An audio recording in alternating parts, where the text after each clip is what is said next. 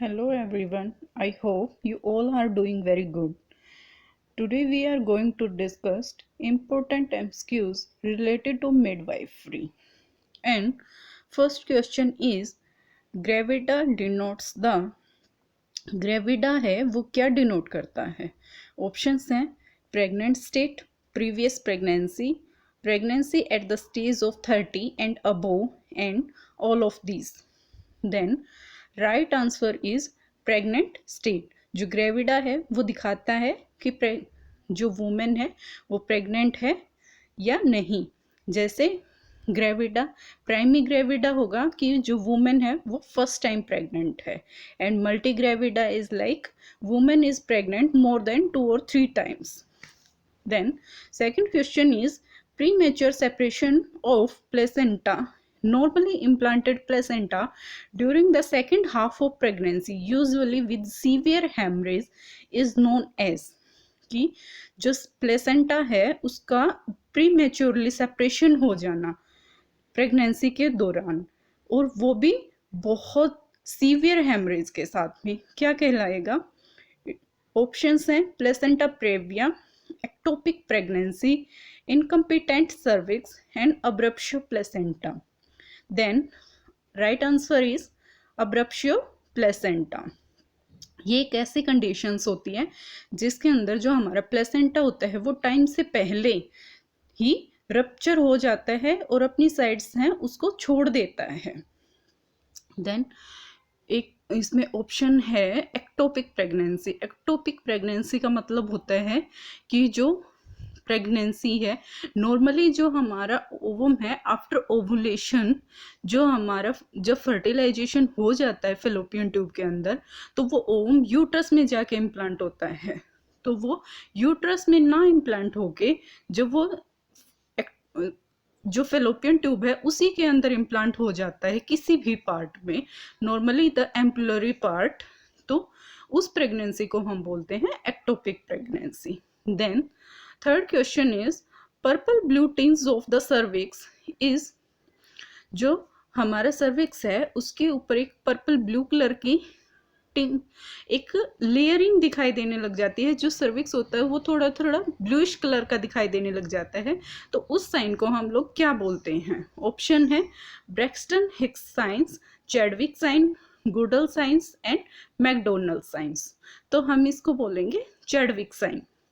Braxton Hicks sign का मतलब क्या होता है कि ये होता है कि फॉल्स लेबर उतना, जब तक कि जो लेबर का हमारा टाइम होता है किसी भी वुमेन का, जब तक वो अपने 42 वीक्स कंप्लीट नहीं करती है उससे पहले ही उसको अगर लेबर होने के मतलब उसको पेन्स फील हो जाए, लेबर पेन फील हो जाए, लेकिन वो एक फॉल्स हो, क्योंकि वो जो है वो चीज़ें, क्योंकि एक ट्रू लेबर होता है वो मेडिसिन से कंट्रोल नहीं कर पाते हैं, लेकिन जो एक फॉल्स लेबर पेन होता है वो हम मेडिसिन के थ्रू ठीक कर पाते हैं। चैडविक साइंस तो आपको पता ही चल गया है कि सर्विक्स है उसके ऊपर ब्लू पर्पल कलर की जो लाइनिंग है वो दिखाई देगी। गुडल साइन क्या होता है, जो सर्विक्स होता है उसकी softening of cervix is called showing Goodell signs. And McDonald signs हम यूज करते हैं throughout the pregnancy to to assess the growth and development of the fetus. जो फिटस है उसकी ग्रोथ और डेवलपमेंट को थ्रू आउट द प्रेगनेंसी जब हम चेक करते हैं तो उसको हम मैकडोनल्ड साइन कहते हैं। Then our next question is which of the following can lead to the greenish discoloration of the amniotic fluid? And option is lanugo, hydroamines, meconium and vernix. Then the right answer is meconium. Meconium is the first passing stool, जो पहला बच्चे का stool होता है which is called म्यूकोनियम। अगर वो हमारे amniotic fluid में मिल के आ रहा है तो वो एक ग्रीनिश डिस्कलरेशन शो करेगा, जिससे हमें पता चल जाएगा कि बेबी ने अपना फर्स्ट स्टूल है वो पास कर दिया है।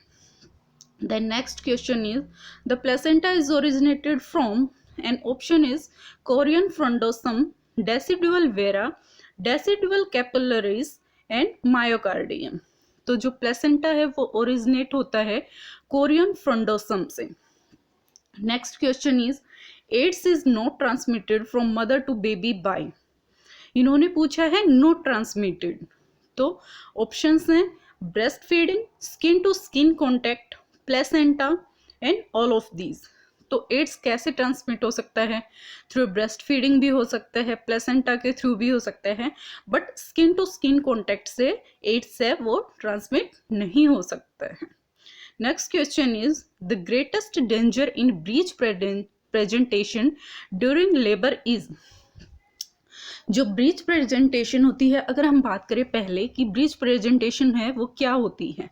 प्रेजेंटेशन में हम बोलते हैं जो बेबी का फर्स्ट पार्ट होता है जो थ्रू डिलीवरी हमें दिखाई देता है वो होता है। तो ब्रीच प्रेजेंटेशन में होता है जो बेबी जो फिटस है उसका बटक्स वाला पार्ट होता है ना, वो सबसे पहले डिलीवर होता है। तो जो ब्रीच प्रेजेंटेशन में है उसके सबसे ज़्यादा ग्रेटेस्ट डेंजर क्या होगा? Prolapse of cord. जो कॉर्ड होती है, जो बेबी की नाल होती है, उसके गले पर या मुंह पर लिपटे होने के चांसेस बहुत ज़्यादा हो जाते हैं। The safest method of termination of pregnancy before 12 weeks. कोई भी प्रेगनेंसी है उसको अगर हमें 12 हफ्ते से पहले टर्मिनेट करना है तो हमें क्या करना होगा? तो हम उसके लिए प्रोस्टाग्लैंडिन्स दे देंगे, वही सेफेस्ट मेथड है।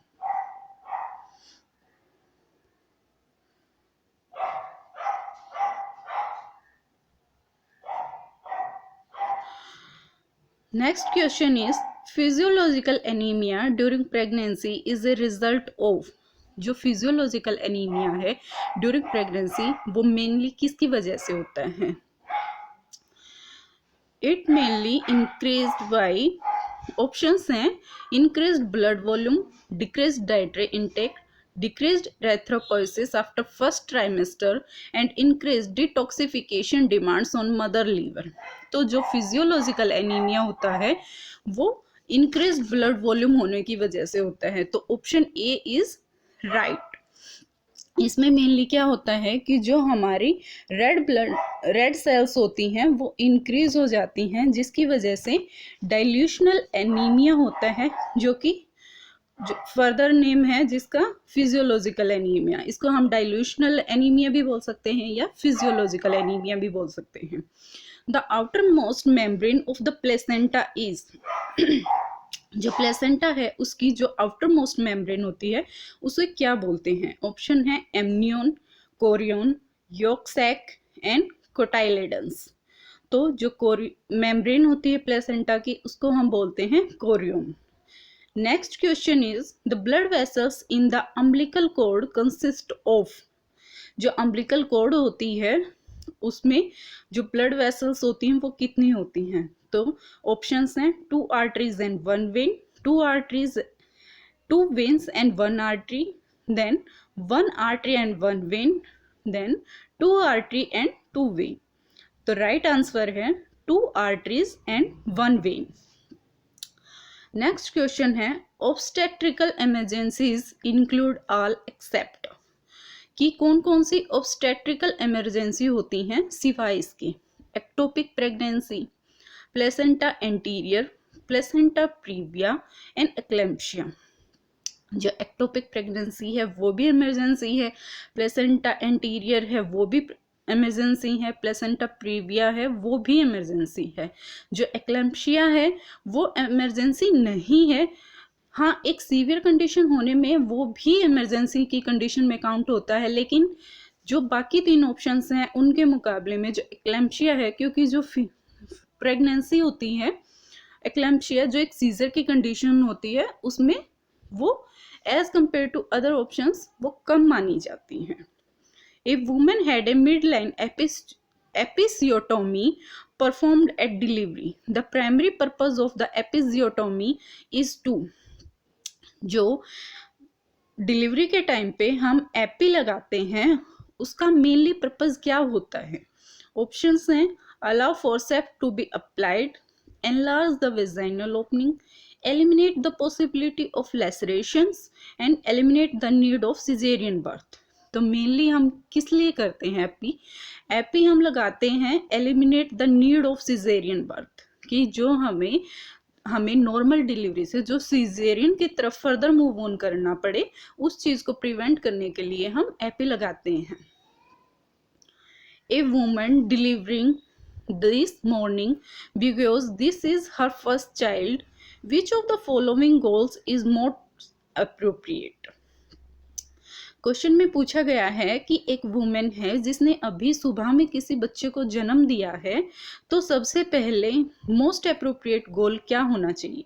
ऑप्शन है early discharge for mother and baby, rapid adoption to the role of parents, effective education of both parents, minimal need for expression of negative feelings। तो सबसे पहले क्या होगा कि हमें कोई भी चीज़ें हैं, हमें उसके लिए एजुकेशन देनी चाहिए। effective education of both parents, right answer है effective education of both parents, क्योंकि ये सबसे ज़्यादा नीडी है। disorders of the uterine tube and ovaries are, options हैं जो यूटेराइन ट्यूब है उसके क्या क्या डिसऑर्डर्स हैं।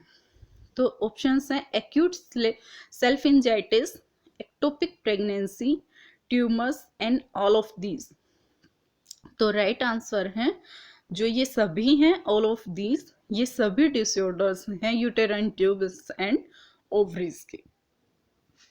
Next question is the embryo the fetus gets into food supply from, जो एम्ब्रियो होता है या फिटस है वो अपनी फूड सप्लाई है वो कहाँ से लेता है?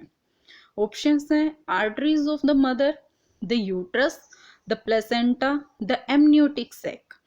तो बेबी जो भी है वो अपना जो भी न्यूट्रिशन लेना होता है वो मदर टू फिटस, जो न्यूट्रिशनल स्टेटस मेंटेन करता है वो प्लेसेंटा के थ्रू ही होता है।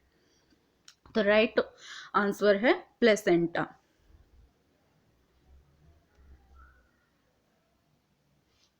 Then next question is the sign of fetal distress are, कि फीटल है डिस्ट्रेस है, इस चीज का the most appropriate sign, the sign of fetal distress are क्या क्या है? ऑप्शंस हैं fetal heart sound is irregular, fetal की जो हार्ट साउंड है वो इरेगुलर है, मिक्योनियम स्टेन्ड लिकर है, then fetal heart sound is less than 120 per minute, and all of these. तो राइट आंसर होगा all of these. Next question है a patient progress from pre eclampsia to eclampsia, the nurse action should be. कोई person है वो pre एक्लैम्शिया से एक्लैम्शिया की condition में जा रहा है, तो नर्स का फर्स्ट एक्शन क्या होगा? ऑप्शंस हैं administer oxygen by face mask, clear and maintain as open airway, administer magnesium sulphate intravenously, then assess the blood pressure and fetal heart rate। तो जो नर्स है वो स्टार्टिंग में कुछ भी एडमिनिस्टर नहीं करेगी, but she can assess the blood pressure and fetal heart rate। वो जो पेशेंट है उसका ब्लड प्रेशर और जो फीटल हार्ट रेट है वो मॉनिटर जरूर करेगी। तो राइट ऑप्शन यही होगा assess the blood pressure and fetal heart rate। Next question है which of the following hormone is not produced by the placenta, कौन सा हार्मोन है जो प्लेसेंटा से प्रोड्यूस नहीं होता? ऑप्शंस हैं testosterone, oestrogen, progesterone, human chorionic gonadotrophin hormone HCG. तो राइट आंसर है टेस्टोस्टेरोन।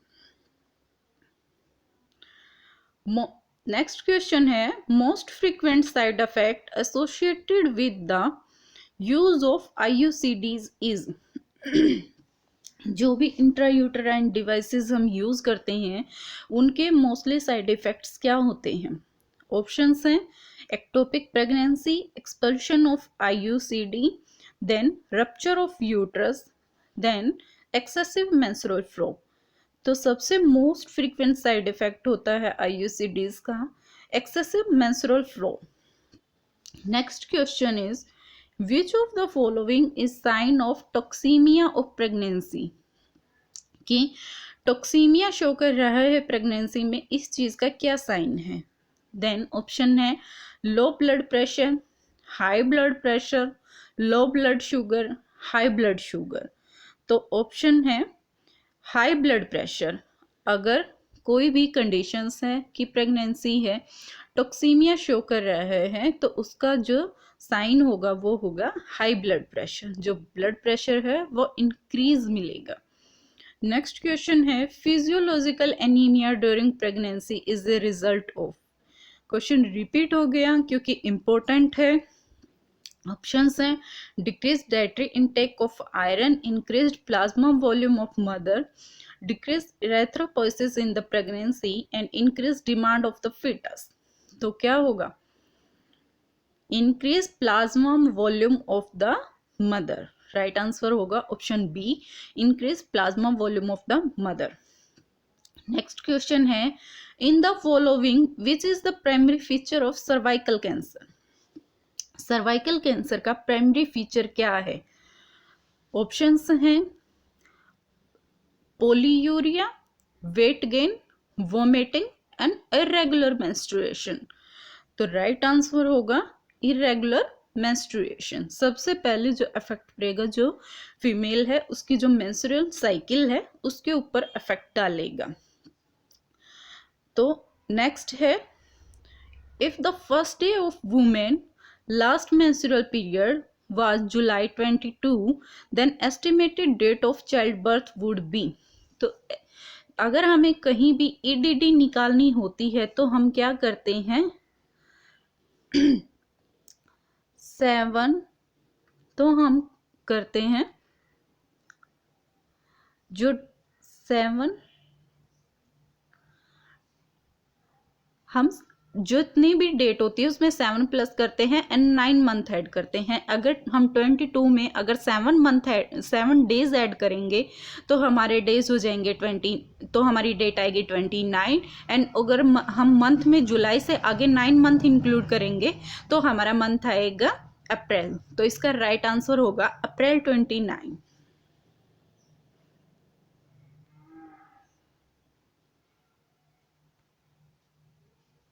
नेक्स्ट क्वेश्चन है after ovulation has occurred the ovum remains viable for। Options हैं 1 to 6 hour, then 12 to 18 hour, then 24 to 36 hour and 48 to 72 hours। तो इसका right answer है 12 to 18 hours, क्योंकि ovulation के बाद जो ओवम है वो 24 घंटे से नीचे ही जिंदा रह सकता है। तो इसमें दिया है 12 to 18 आवर्स, तो मोस्ट अप्रोप्रिएटली हम इसको ही साइन करेंगे। अगर बात की जाए स्पर्म की कि स्पर्म कितने टाइम तक जिंदा रहता है, तो स्पर्म रहता है 48 to 72 आवर्स तक। नेक्स्ट क्वेश्चन है the safest position for a women in labour with prolapse cord is. कोई वुमेन है अगर उसकी पता है कि लेबर के टाइम में जो कॉर्ड है वो प्रोलैप्स है, ठीक है, तो उसके लिए सेफेस्ट पोजीशन क्या होगी? ऑप्शंस हैं सुपाइन पोजीशन, फाउलस पोजीशन, लिथोटमी एंड ट्रेंडलबर्ग। तो राइट पोजीशन होगी ट्रेंडलबर्ग पोजीशन। ट्रेंडलबर्ग पोजीशन क्या होती है कि इसमें जो फीमेल है जो उसका हेड साइड है वो डाउनवर्ड होता है एंड जो उसका फिट साइड होता है वो स्लाइटली अपर साइड होता है। नॉर्मली 16 डिग्री एंगल का होता है, बट जो नॉर्मली हम बोलते हैं कि उसके जो पैर हैं वो थोड़े ऊपर रहेंगे। Then next question is the first fetal movement felt by the mother is known as। जो fetal movement है जो मदर द्वारा फर्स्ट टाइम फील की जाती है उसे हम क्या बोलते हैं? ऑप्शंस हैं लाइटनिंग, क्विकनिंग, एंगेजमेंट एंड बेलोटमेंट। तो इसको हम बोलेंगे क्विकनिंग। नेक्स्ट क्वेश्चन है कॉम्प्लिकेशन ऑफ एक्लैम्पशिया इंक्लूड एक्सेप्ट। कि जो एक्लैम्पशिया है जो सीजर्स हैं ड्यूरिंग प्रेगनेंसी उसमें कॉम्प्लिकेशंस क्या हो सकती हैं? क्या क्या कॉम्प्लिकेशन होती हैं सिवाय इसके? तो ऑप्शंस हैं renal failure, cerebral haemorrhage, thrombocytosis and shock. तो मोस्ट कॉमनली जो कॉम्प्लिकेशंस होती हैं एक्लैम्पशिया में, वो हमारे जो भी सिस्टम्स हैं हमारे बॉडी के अंदर, लाइक रीनल सिस्टम हो गया, हमारा सेंट्रल नर्वस सिस्टम हो गया, उनके ऊपर अफेक्ट डालता है। लेकिन जो थ्रोम्बोसाइटोसिस है वो एक्लैम्पशिया का कॉम्प्लिकेशन नहीं है। Next question is differentiate clinical feature of eclampsia from pre eclampsia, कि एक्लैम्पशिया में क्या होता है जो कि प्री एक्लैम्पशिया से अलग है। ऑप्शंस हैं hypertension, B seizure, then oedema, then proteinuria. तो राइट आंसर है सीजर। जो हमारा एक्लैम्पशिया है उसमें सीजर्स आते हैं, और जो प्री एक्लैम्पशिया की सिचुएशन होती है उसमें सीजर्स नहीं आते हैं। Next question is in following which is the main cause of PID.